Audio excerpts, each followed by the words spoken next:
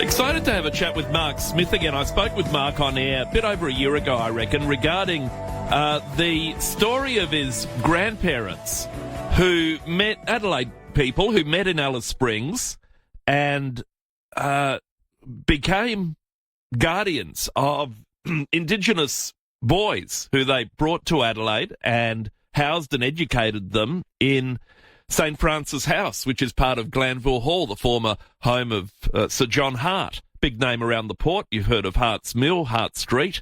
He was the Premier of South Australia. The home is still there. It's entertained royalty over the years and premiers and all sorts.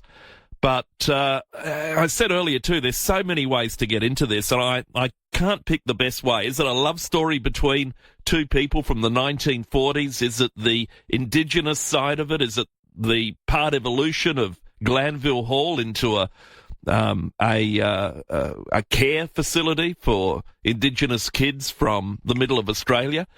So many different aspects. Mark Smith, good evening to you, Mark.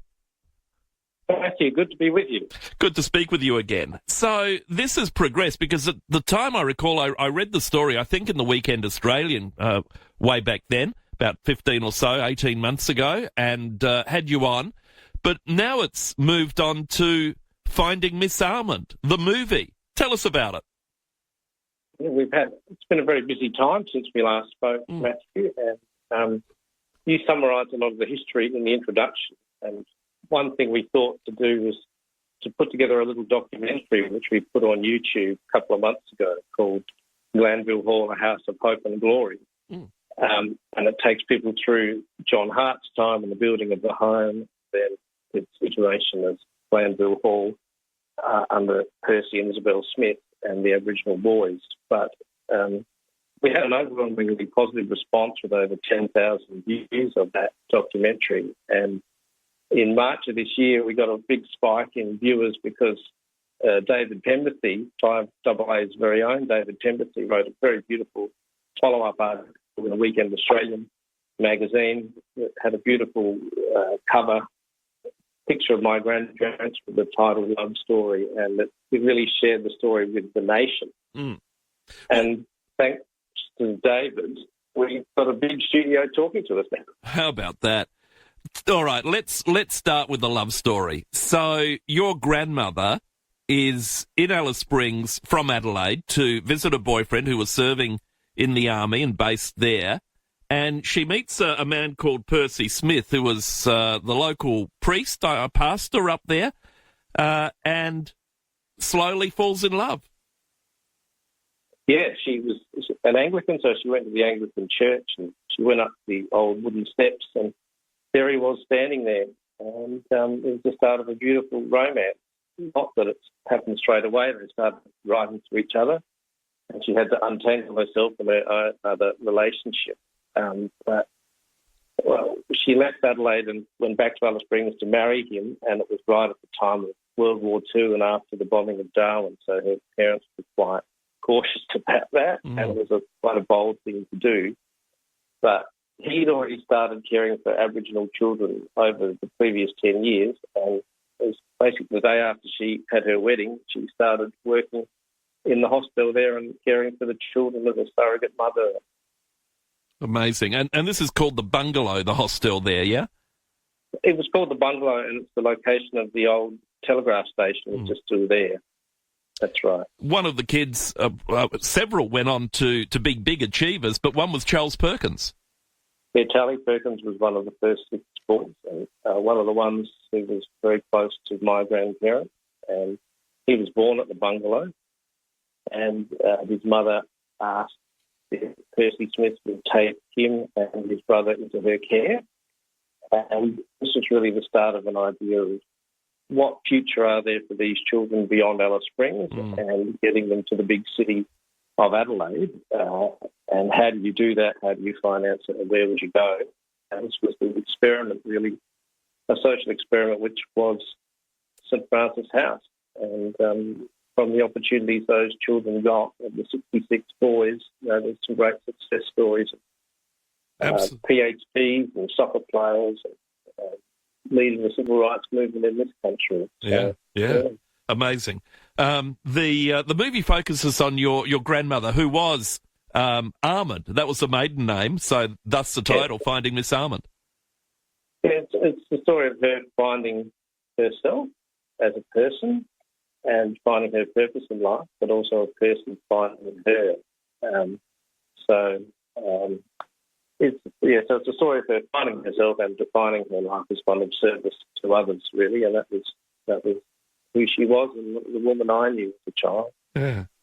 Amazing. All right, so you knew her as a child. That's important, but also, I mean, this whole story has come about because you found some love letters, and because also she gave her history to a historian some years before she died. She'd given a very extensive 40-page interview that had been written up, a biography of another big figure in Alice Springs, and I was given this after my father's funeral a bit over 2 years ago, and I had never seen this before, this document. And I started delving into it, and I talked about this, meeting this priest, as we talked about, and meeting the young Charlie Perkins and her life with these children. I thought, this is our family history, but I think there's a bigger chapter of Australian history here that needs to be shared. And it's funny, we've got kind of not just Australian interest in it, but American-backed movie company, studios. They want to look into the American partnership between Australia and the US in the Second World War and how this would fit into that context. So they're thinking of a Pearl Harbor love story set in Australia, because there are over 1 million troops, American troops in Australia during the Second World War, and up to 5,000 at Alice Springs. At the time, my grandparents were there, and a lot of them were part of the social groups that Percy Smith was organising to keep the troops kind of occupied while they were waiting for what might happen if the Japanese invaded or kept going further south. So it's kind of taken on a whole new aspect, this story, rather than just a local couple who did some things with Aboriginal children. Yeah, absolutely. You know, the soccer references you've made is quite interesting, because the boys got into soccer when they defeated the under-18 state side, I think at Glanville Hall, playing on the lawns there. 10-0 barefoot. Amazing. 10-0 barefoot, and that's what used to be, was now the golf course. Yeah. And we tell the story in the documentary, and the funny thing people say is, you know, the boys thought it was a basketball they were kicking around when it was actually a soccer ball.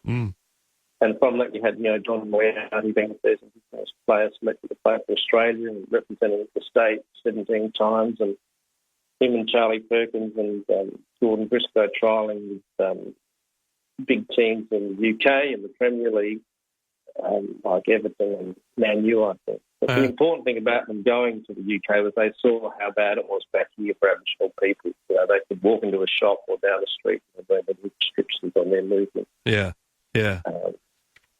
incredible. It's an incredible story, Mark. It really is. And South Australia down the road, I mean, who knew Glanville Hall? I think I said to you last time, I'm a terrible golfer, and par three's about my limit. And so I've been there with my boys a few times. We've knocked around on the golf course there, pretending we know what we're doing. And but who knew that history just surrounding us at that point? I had no idea of any of this. Yeah, I knew some of the history, but stuff like Queen Victoria's son going there for a banquet in 1868. You know, I didn't know that John Hart did that. And hopefully we can put this building and this story on the world map.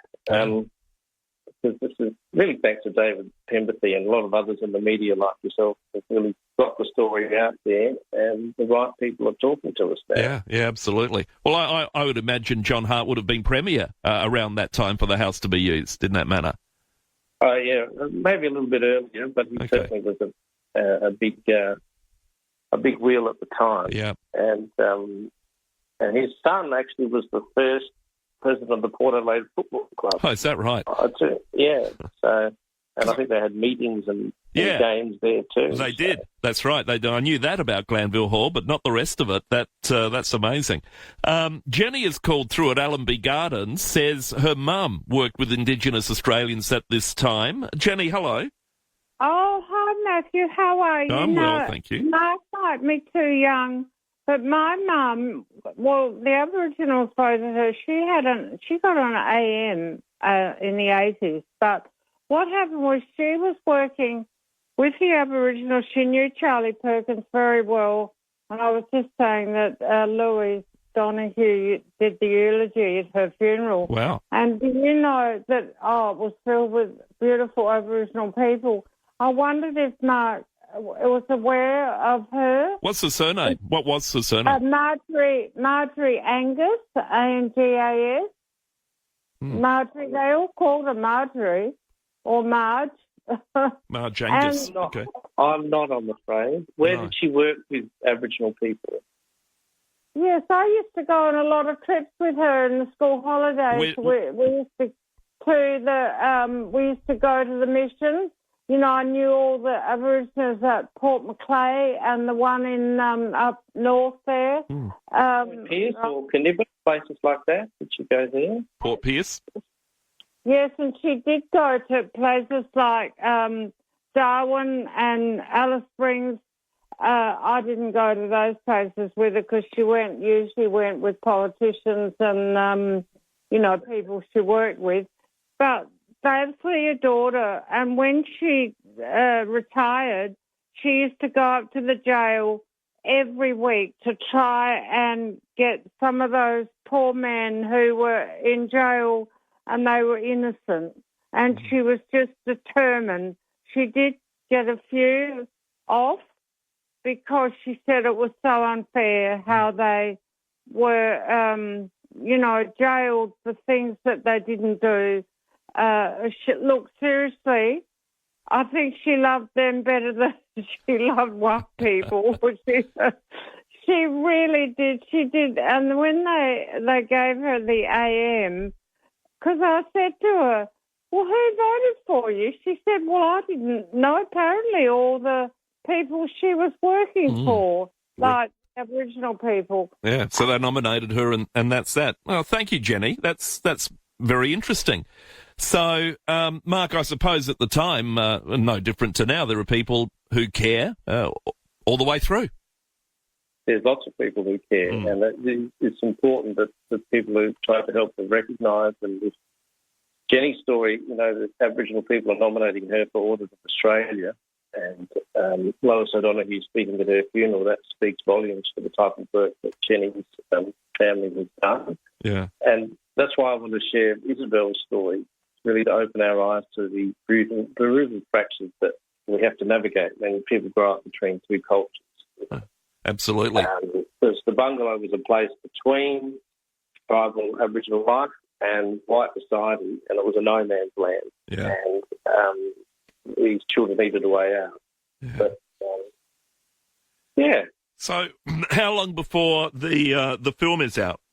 Well, I think we've got a long way to go with that because the studio really wants to develop these American story arcs and build a much bigger audience for what we're trying to share. So that's going to take some time. And my partner, Mark Webber, he's very busy with his wife being extremely pregnant with their fifth child. Wow.